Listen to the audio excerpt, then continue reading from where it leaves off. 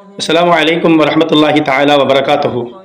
அன்பானவர்களே, வான்மறையிலே அல்லாஹ் கூறுவான், வ அஸா அன் தக்ரஹூ ஷையன் வஹுவ கைருல் லக்கும் வ அஸா அன் துஹிப்பு ஷையன் வஹுவ ஷர்ருல் லக்கும். நீங்கள் எந்த ஒரு விஷயத்தை வெறுக்குகின்றீர்களோ அதனுடைய பின்னணியில் ஏதாவது ஒரு நல்லது நடந்திருக்கும், ஆனால் உங்கள் பார்வைக்கு அது வெறுப்பதை போன்று இருக்கலாம். நீங்கள் எதை பிரியப்படுகின்றீர்களோ அதனுடைய பின்னணியில் அது உங்களுக்கு வெறுக்கத்தக்க ஒரு காரியமாக இருக்கும் என்று இறைவன் தன்னுடைய வான்மறையிலே கூறுகின்றான். நம்முடைய கண் முன்னால் நடப்பதெல்லாம் நம்முடைய உள்ளத்திலே இதுதான் என்று தீர விசாரிக்காமல் செய்வது மிக ஒரு நல்ல தகுந்தது அல்ல. எப்பொழுதுமே மார்க்கம் எந்த விஷயத்தையும் இது எதற்காக நடந்தது என்று தீர விசாரிக்க சொல்கின்றது. கீழே வரக்கூடிய காட்சியை பாருங்கள்.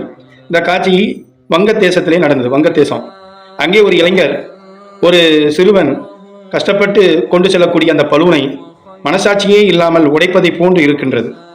ஆனால் அந்த காட்சியை முதலில் பார்க்கும்போது நமக்கு கோபம் வருவதை போன்று தெரிகிறது. போக போக அந்த காட்சியினுடைய இறுதியில் பார்த்தோம் என்று சொன்னால், குழந்தை தொழிலாளர்கள் எதிர்ப்பு என்ற ஒரு லட்சியத்தின் பிரகாரம் ஆளக்கூடிய அந்த இளைஞர் நம் முன்னால் ஒரு குழந்தைகள் படிப்பதை விட்டு தொழிலாளர்களாக வரக்கூடாது என்பதற்காக அந்த பலூன்களை உடைத்து அதை அவருக்கு விளக்கும் வண்ணமாக அதை அவர் உடைத்து விட்டதற்கான பரிகாரமாக 1000 ரூபாய் கொடுப்பதை நாம் பார்க்கின்றோம்.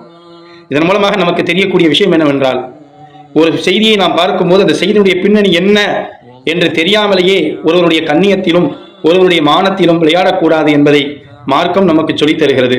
வல்ல ரஹ்மான் அல்லாஹு தாலா அனைவர்களுக்கும் நல்ல பகுத்தறிவையும் அதற்கான படிப்பும் தந்தருள் புரிவானாக. அஸ்ஸலாமு அலைக்கும் வரஹ்மத்துல்லாஹி வபரகாத்துஹு.